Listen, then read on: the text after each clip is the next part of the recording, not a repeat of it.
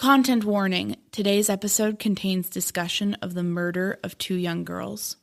Yeah. We just wanted to ask you, what does this day mean for you, I guess, personally? I'm still a little bit confused as to what it all means, quite frankly.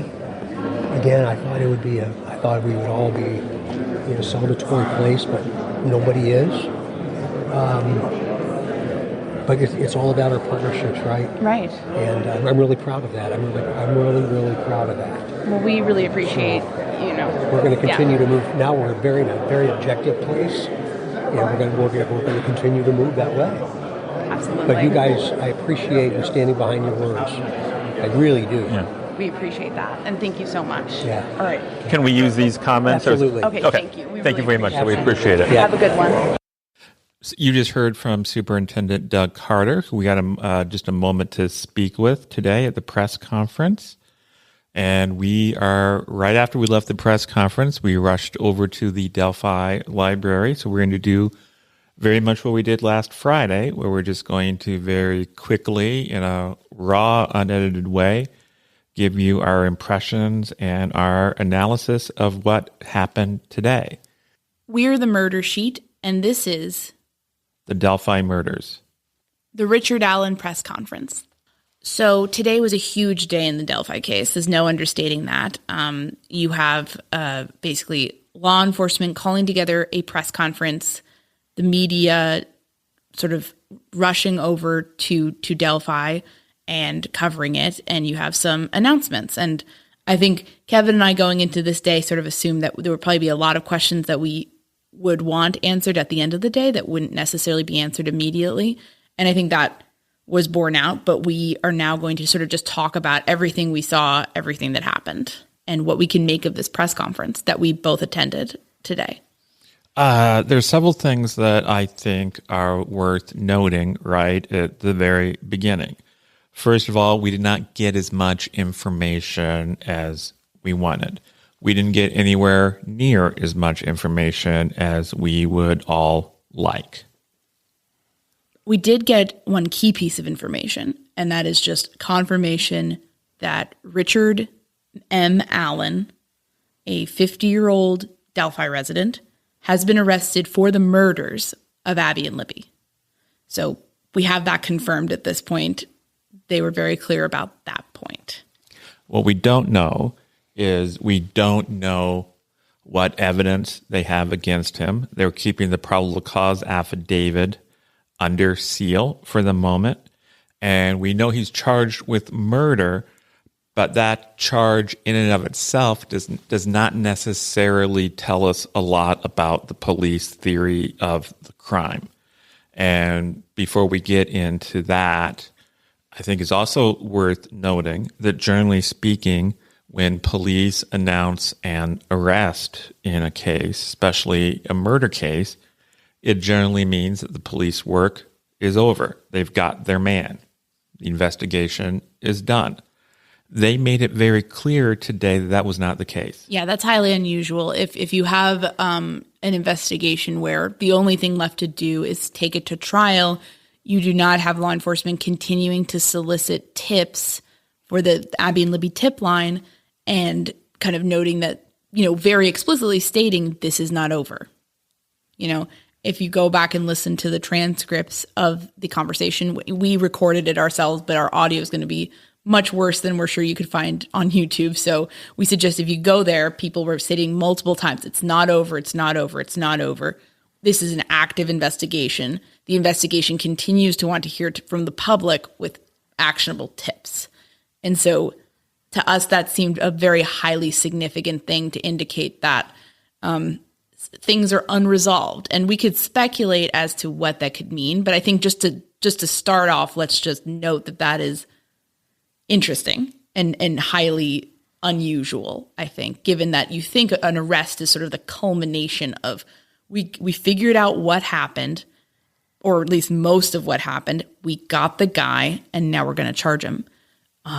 This is sort of not the case here necessarily. They're still looking for evidence. They're still looking for tips.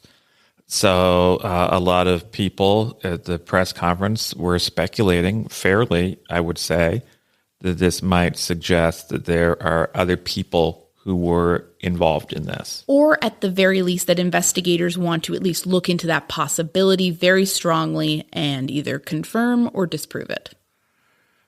We have a veteran law enforcement friend who listens to this program, so I won't name him to protect his privacy, but he often says that the only way a person is cleared of a crime is when someone else is arrested for that crime and convicted of that crime. Mm-hmm. So someone was arrested today, but at different times in the press conference, reporters asked, do you have any comments on other leads you're following? Do you have any comments on the Klein lead and such? And they declined to comment, making it suggesting to some that maybe this arrest is not the end. Maybe it doesn't mean that other persons of interest have been cleared. Yeah. And I think we won't know more about that until, I guess, the trial. I mean, because they will, excuse me, they will have to sketch out their idea, the prosecution's narrative about what happened to Abby and Libby in order to make a case to a jury and convict this guy. So, I mean, they're going to have to address, do they think he acted alone, or do they think he was a participant in something that led to a murder? Where does he fit into the puzzle? Is this a solo killer, or is this a man acting in concert with others in a homicide? I imagine a lot of those answers would be found within the probable cause affidavit, or at least the beginnings of some of those answers would be found in that affidavit. Because why else would it be sealed? Yes. They basically indicated strongly that we really feel like this problem, we know the media is mad at us about it, but we feel the probable cause affidavit must be sealed to protect the integrity of the ongoing investigation. So that tells us that whatever is in that probable cause affidavit might be seen as something sensitive, that if there are more people involved in this, if they see that, it gives the game away. I don't know. Or perhaps it's just would point too much to one scenario happening over the others in a way that would, the prosecution's not ready to necessarily bring charges against everybody or other actors. I can't imagine that this would be, and that the conference would have taken this tone and that this would be the result of it unless they were very much running down other leads and like trying to figure out where everything fits in, I guess, is what I would say. And that doesn't necessarily mean that other people are going to be charged. I mean, we have to leave room for the possibility that this man acted alone and this is it. They caught the guy and they're going to bring him to trial and we'll see what happens with a jury or a bench trial or whatever. But if you read between the lines here, I think you're very much seeing that they're trying to lock everything down, I think. That's my interpretation. I mean, we're not hearing this from sources at this point. We're speaking from what we saw at the press conference today. We're not speaking from, source X told us why, So it's interesting, though. I think it's also worthwhile for us to try to understand exactly what Richard Allen has been charged with. We know he's charged with 2 counts of murder of Abby, the murder of Libby. What we don't know is what exactly that means he did.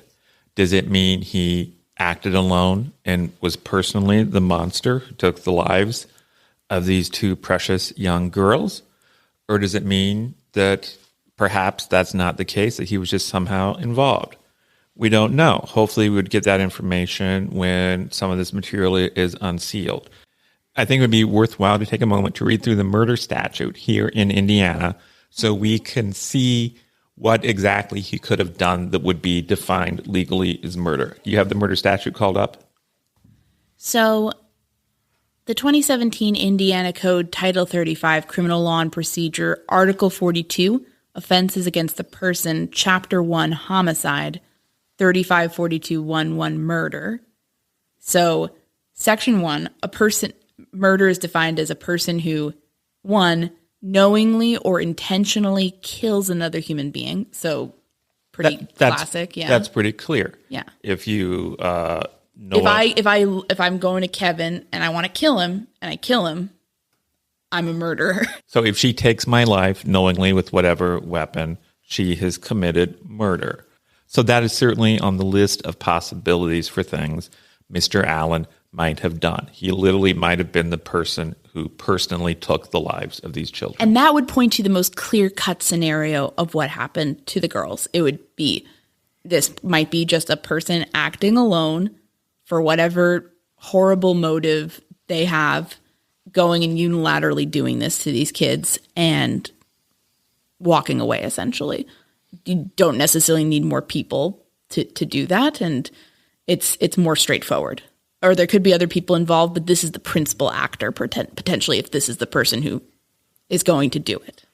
And so this may be what the police and prosecutors believe happened. But it doesn't have to be. Why don't you read part 2? Part 2, kills another human being while committing or attempting to commit arson, burglary, child molesting, consumer product tampering, criminal deviant conduct under IC 354242 before its repeal, kidnapping, rape, robbery, human trafficking, promotion of human trafficking, sexual trafficking of a minor, or carjacking before its repeal. So here's where we get a little more complicated. This is what's basically known as the felony murder rule. What's felony murder? What's the difference between felony murder and just regular murder? You can be guilty of felony murder if you did not personally take someone's life. It suggests that if you are a willing participant in certain felonies that are so dangerous or egregious, and that then during the commission of one of these felonies, either you or someone you are working with commits a murder, then you are guilty of that murder, even if you didn't personally take the life. So let's use an example again with me and Kevin. So let's say that me and one of my gal pals decides to rob a bank, and Kevin's in the bank. I'm the getaway driver. I'm just sitting in the car, ready to race away once my friend gets into the car. Let's say my friend goes in the bank. Kevin gives her some guff about her life choices, and then she shoots him and kills him. And then she gets in the car and drives away. I haven't pulled the trigger. I wasn't even there. I participated in this bank robbery knowingly, though, and therefore, since the bank robbery led to a murder, I could be hit with a felony murder charge, even though I was less directly involved than my accomplice. Yes. And so if this was the part of the code they charged him under, he could be found guilty of the murders if he was just going out with someone else to commit child molesting or any of these other offenses listed, such as kidnapping. If he went out to kidnap or molest a child with a friend, and this friend or colleague of his actually committed the murder, he would be just as guilty of it. Yes. And that would point to something a bit more nefarious, a bit more possibly with more people being involved. Of course, you also could have a solo person with the intent to kidnap or molest getting hit with the felony murder rule, but tend to be something that can be applied to groups of people. If you want to listen to an old episode of ours, Finding James Redline is all about the felony murder rule. It was a Pennsylvania case. It was so twisty that it actually involved two robbers robbing a restaurant / brothel, and one of them was killed by the police in a standoff, and the other one was charged with felony murder for his accomplice death. I mean, they didn't kill any innocent people in this. There were no victims who were killed. No policemen were killed either, but they charged him with the murder of his accomplice because they were trying to get him, basically. So felony murder rule, that was certainly a creative application of the rule, but in this case, it could be indicative of there being other motives in play in the crime, and could be indicative of possible accomplices or people, co-conspirators, essentially. And if that is the section that he was charged under, that might explain why the investigation is still open. So Section 3 also just gets into kills another human being while committing or attempting to commit A, dealing in or manufacturing cocaine or a narcotic drug, IC 354841, B, dealing in methamphetamine, IC 354841.1, C, manufacturing methamphetamine, IC 354841.2, D, dealing in a Schedule 1, 2, 3, or D, dealing in a Schedule 1, 2, or 3 controlled substance, IC 354842, E, dealing in a Schedule 4 controlled substance, IC 354843, or F, dealing in a Schedule 5 controlled substance. So basically, Section 3 is just listing other crimes that if you commit one of these crimes and someone dies during the course of it, you're also guilty of murder. And then Section 4 is you also, if you knowingly or intentionally kill a fetus that has attained viability, you commit murder or felony. So that one clearly doesn't apply here. So I would be interested in knowing which one of these sections do the prosecutors believe best describes the offenses of Allen. Yeah, I would be very curious, and we're not going to know anything until a little bit while longer, it sounds like. So one thing that I think you will notice about Doug Carter and the Indiana State Police under his leadership is they're always very good about giving credit to other agencies that they've worked with and who have helped them. And today they were joined on the stage by a representative of the Carroll County Sheriff's Department.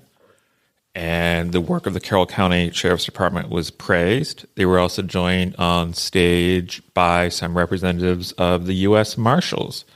And the work of one marshal in particular, Jeremy Clinton, was praised. So I think we just figured out who Deputy Clinton was when they were from back in August of 2020 when Detectives Vito and Deputy Clinton were interviewing Kegan Kline.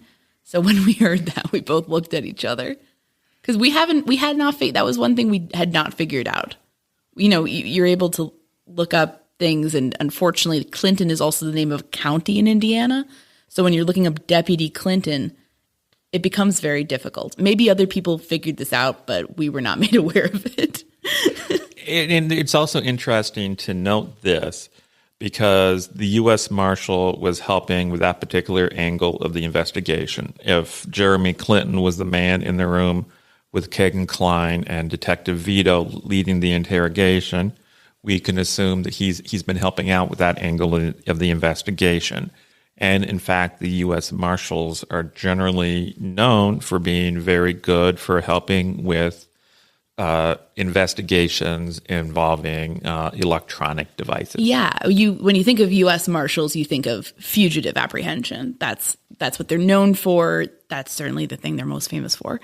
But we're hearing from credible sources who are in the know that they also have that secondary ability to really delve into electronics. And that makes so much sense when you're looking at the Kline transcript because it's all about here's what this cell phone said, here's what this cell phone said, here's what your app said. And, you know, bombarding him with all of this information about the child sexual abuse materials he had on his devices. So the fact that these people are still involved, we tend to think that that is indicative of something. That technology is playing an important role in the investigation and continues to.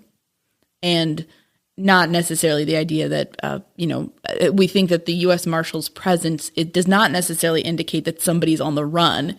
It may more of indicate that the technology angle is very important. So we were excited to finally get a sense of who the mysterious Deputy Clinton was, but it only took us several months, right?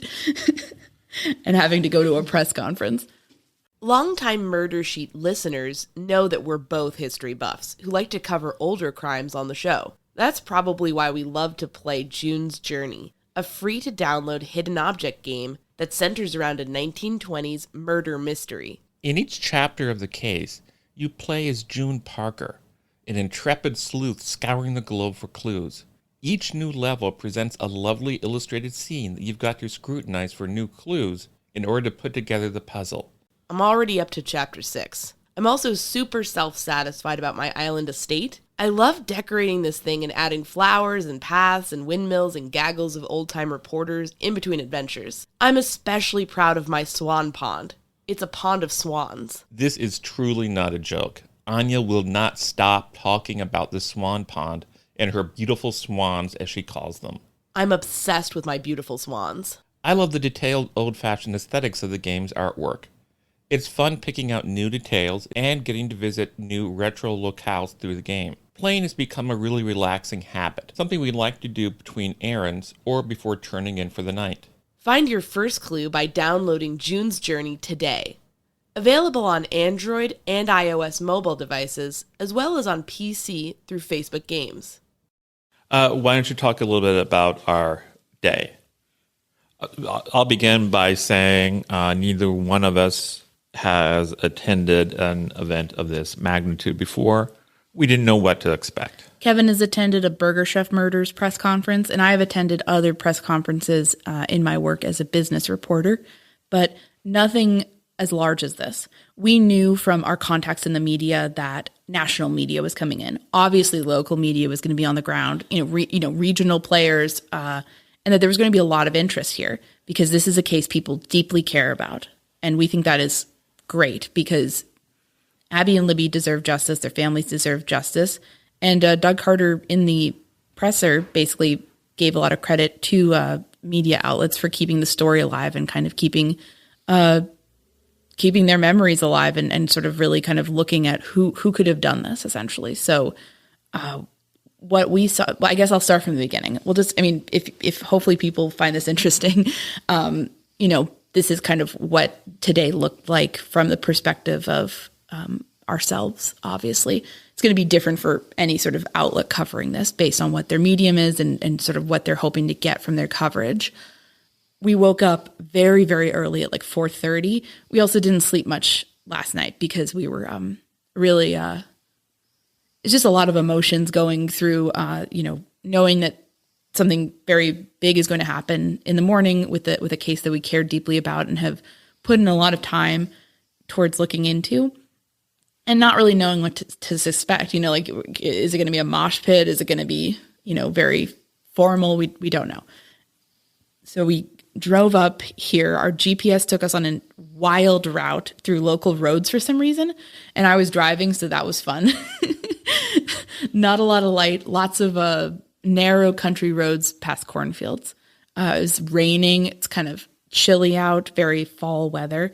And it was continuing to rain as we pulled up in. Well, the first place we went to is we were hungry. Yeah. And we wanted to get a bite to eat. We actually arrived in Delphi for this 10 a.m. press conference. We arrived a little after 6 a.m.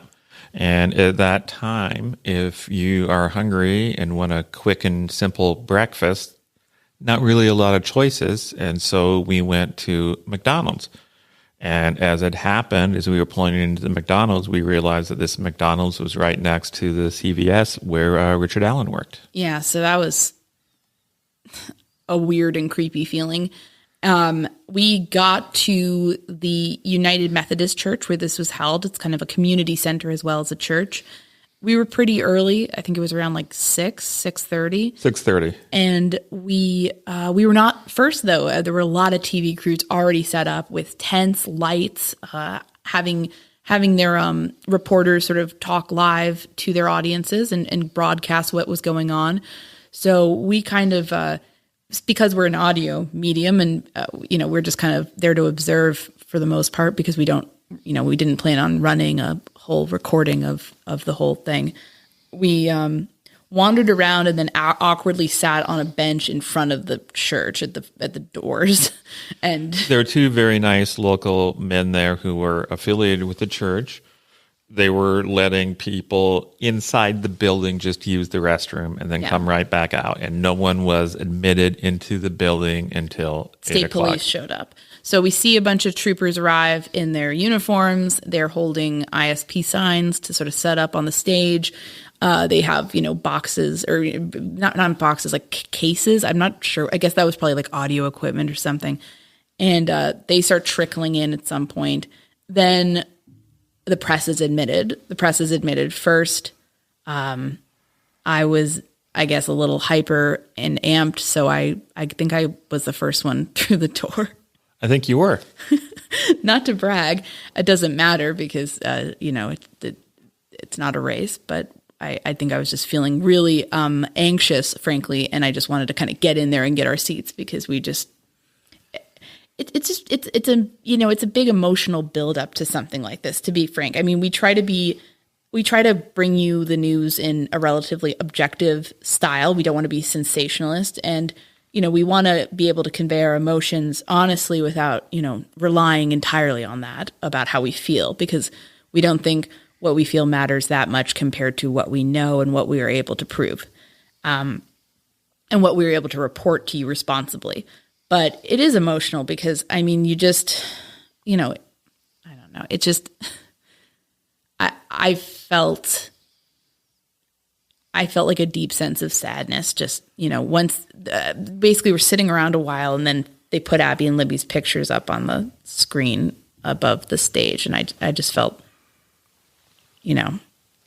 all of this is happening, and you're trying to do your job. You're trying to report the news.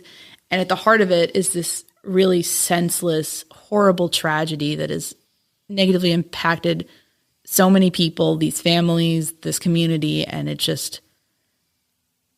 just feel angry and sad, I guess, is how I would. I'm not being very eloquent right now. I apologize, but it was a lot of feelings. And other than that, sort of filing in, we sat in the middle, the front row, the left side of the kind of chairs on one side were reserved for the family. Media was sort of set up front. And then members of the public were admitted in the back so they could participate too and be there. We were in the front row, but it didn't matter because all the camera crews set up in front of us. And we didn't care because we're, as we said to people, we're an audio medium. We don't need to get pictures. So that's their job. So they obviously get that space. But we were able to talk to a number of reporters who we've met and sort of have corresponded with. We were able to talk to some YouTubers who we met and have corresponded with. So it was nice to see people there and see some familiar faces, but everyone's very much, business, professional. Let's cover this. We all know why we're there. Everyone knows why they're there. It's not to socialize. It's definitely to kind of get to work. And everyone's sort of trading, hey, what do we think is going to happen? Are they going to say much? Is it going to be kind of close to the vest? And I think most people we talked to were predicting more of a close to the vest situation. And that's what ended up happening. So I guess we were right. But there were, a couple of hours then. And, the families filed in, members of Libby and Abby's families, there to kind of, be there, be a part of this. And then basically the presser compromised three speakers. Superintendent of the ISP, Doug Carter, was first, followed by Carroll County Sheriff Tobe Lesenby, and then the Carroll County prosecutor, whose name is Nicholas McClelland. So makes sense. You're having ISP, who by all accounts has put a lot of resources into this case. You have Carroll County authorities where this horrible thing happened. So, I would say Carter was very, very emotional. He, displayed overt emotion when talking and complimented the media for partnerships, acknowledged that his, the investigation has gotten criticism for being so close to the vest, and talked a lot about how this is not over. So those were some big takeaways from him. Tobe Lesenby had the shortest speech, I think. He didn't talk for long, but he kind of, said some similar things. Nothing necessarily stood out about what he said compared to anyone else. And then McClelland said, kind of more got into, I almost felt like he was playing the bad guy with the media, where he was kind of like, well, I mean, I think at one point Carter said that people can be mad at him, but I almost feel like the prosecutor was there to be kind of like, there's a reason why we can't release these documents, and there's a reason why we're being so secretive, and we can't answer a lot of questions. So that was interesting. They were not alone on stage. They were joined by people throughout all of these different agencies who have investigated the case extensively. And they all sort of stood in a line behind the speakers. And, and they were heavily acknowledged, especially by Carter, for their work that they've done on this investigation. And, sort of described as like, this is the Delphi task force. So it was kind of interesting and kind of cool, I guess, in my mind, since we've looked into this so much, to finally see here's the spread of everybody who, is kind of important in this case. Yeah, Carter's always been very good about sharing credit, not just among officers and troopers with the Indiana State Police, but also with people from other organizations. Did you find it interesting that there was no one from the FBI present? I was going to say that. Where's the G-men? Yeah, I thought that was interesting. People behind the scenes have told us that the FBI has not played a significant role in this investigation for quite some time. And if you've listened to some of our episodes on things that the FBI did in this case, perhaps you can understand why that is. Yeah, and I guess the jurisdiction would be if some of the if there are electronics involved, that could be crossing state lines, and if there are, but it's all happening within Indiana, right? Now, I believe that there is some sort of practice at the FBI that if it's the murder of a child, they can come in on the invitation of local authorities. But yeah, I thought their absence was notable, frankly. But I don't think they've been that involved for a long time. That's just what I'm going to say. And people, I think, tend to throw them around because they were involved in the beginning, but that doesn't necessarily mean being involved in the beginning of the case is not the same thing as being involved 5 years in.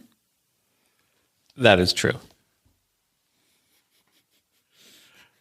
And that's probably about all we can say without going too far. Yeah, that'll do it. I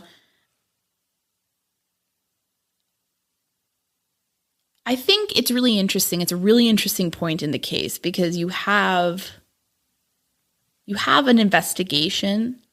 I'm not going to refer to any agency in particular. I'm just talking about the investigation, this task force. They are confident enough to go out, stand on the stage, and get some kind of, pat on the back, essentially. But they're not confident enough to be like, we can all stop looking now. So it's like a big move forward, but it's not over. And that's the kind of sense. Carter himself was saying, we can't celebrate. And in fairness, it would be hard to celebrate too much no matter what, because nothing brings Libby and Abby back, and nothing untraumatizes their families, the community of Delphi. Frankly, the people around the world who've cared so much about this case. It's a horrible thing to think about, frankly. But they are coming forward and saying, we did arrest a guy, and so it's something. Yes, and this is a momentous day. It is not the final chapter. There are other chapters left to be written in this tragic case, but it is a momentous day. Like Churchill said, it's the end of the beginning. Yeah. I felt a lot of sadness seeing the girls' photos. It just hit me really hard today, but I also felt hope, and it was nice to sort of see the families there. It was nice to see some other people there who we were able to talk to. So many people have cared so much about this case. And some items of note, they mentioned that on January 13th, 2023 at 9 a.m., there'll be a preliminary hearing in Allen's case. That's going to be a very important day if that sticks on the calendar. And the trial is set for March 20th at 9 a.m. So if things move quickly, then we could be seeing things in 2023. I mean, as an attorney, how likely do you think that is that they'll stick to that? It's very unlikely. Yeah, that was my feeling too. I was like, yeah, if we're lucky. And then other than that, we will continue to be reporting on this case going forward. But you can rest assured, with a trial on the horizon and with a lot of things unknown,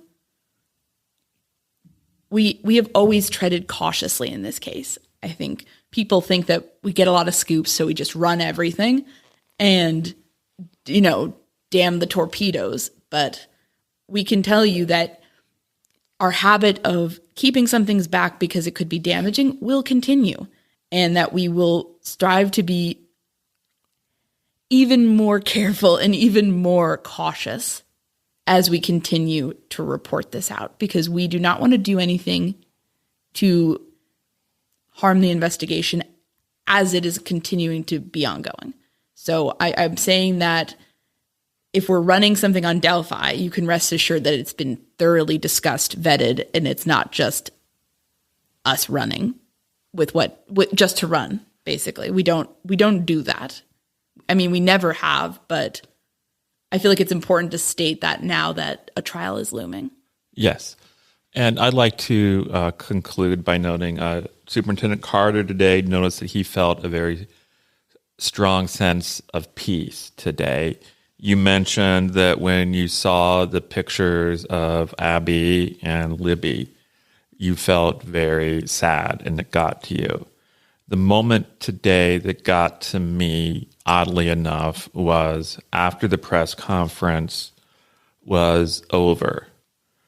The Patties, Becky Patty and Mike Patty, were in the back of the auditorium, and they were talking about their reactions to this. How does it feel that your granddaughter, this child that you treasured, was taken from you, and now we know someone who is going to be held criminally responsible for that. And I can't imagine what that's like. But within moments, they were surrounded by a throng of reporters sticking cameras and microphones in their face. And it was just yet another reminder of what these people have been through over the last 5.5 years. And they have handled it all with a quiet sense of dignity. And they've been eloquent, and they are remarkable people, and they're strong people. And in that moment, my heart just really went out for them. And yeah. I think I noticed the same thing. I remember you and I were there, and I think we kind of looped around and kind of quietly walked out at that point. But I remember seeing them with these intelligent, well thought out, careful, but factual responses to all these media questions. Of course, the media are just doing their jobs as well. They're trying to get information out there. But I mean, I can't imagine it's easy for them to have to go out and talk about something so horrible. But that family and all the loved ones of these kids that have gone through this, I just feel are the epitome of grace under fire. I mean, it's really, and yeah, my heart goes out to them too. And we think about all of them a lot. And we just, everyone should just remember that at the center of this case, it's just a horrible, horrible tragedy. And I think interest in it is good. It keeps it alive. It keeps hopefully tips coming in, actionable tips. But it's not. It's a tragedy, I guess.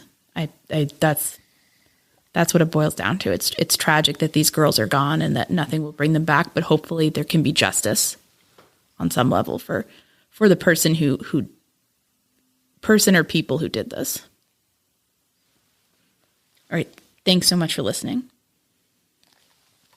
And thanks to the Delphi Library for letting us record here.